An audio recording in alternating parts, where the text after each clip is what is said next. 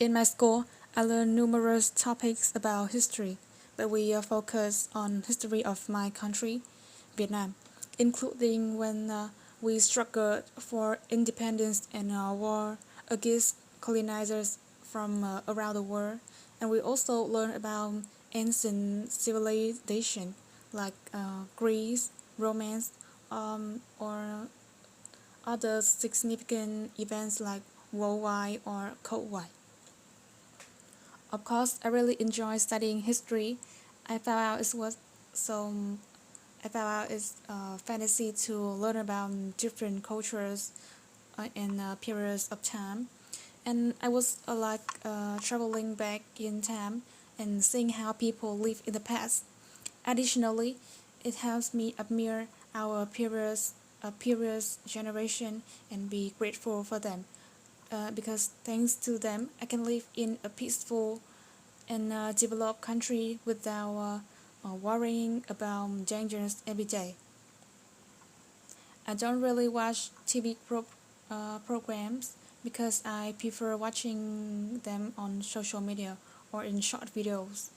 And due to the visual terms like breathtaking animation and advanced storytelling, it takes my attention, and I find it easy for me to learn and memorize about it.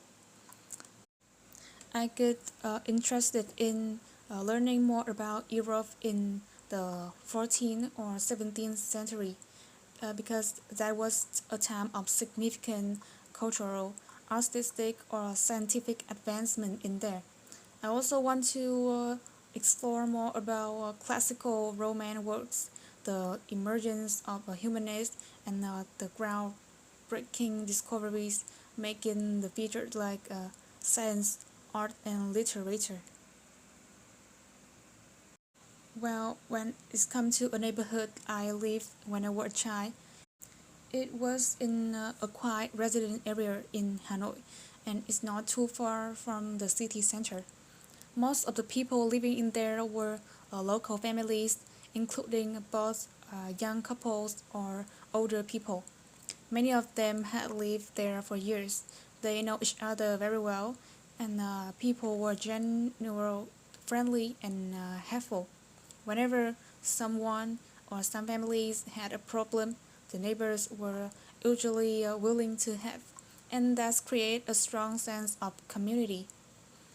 I really enjoy living in there because it was very peaceful, safe, and convenient. There were several small um, grocery stores or a local market and a few small restaurants. There was also a playground where children in the neighborhood often gathered after school. When I was younger, I used to play in there with my friend, riding my bike around that area, and sometimes I could buy some snack from the nearby shop. And those simple activities bring to me a lot of happy memories. Another thing I liked was the atmosphere because it was much quieter than the busy parts of Hanoi, and people weren't in such a hurry. In the evening, I could often see families sitting outside and chatting with each other, and that made the neighborhood feel very warm and welcoming. I think there are many simple ways neighborhood can help each other. For example, they can look after each other's children or pets when someone is busy or far away. They can also have elder neighborhoods with shopping or household chores. Another common way is sharing useful information, like recommending good doctors or a reliable repair service. I think these small acts can make the community more friendly and supportive. I think people in Vietnam generally know their neighborhoods quite well, especially in smaller areas or residential areas. Vietnamese people really value their neighborhoods, who tend to support and look after each other. For example, They might visit each other during special events, share food, or have out when someone has a problem.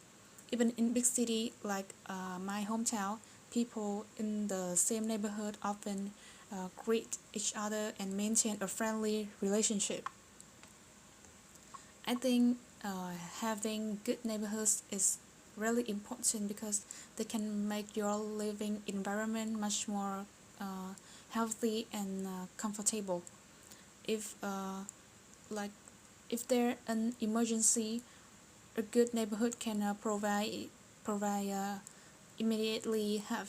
They can also keep an eye on your house when they are far away. When you are far away.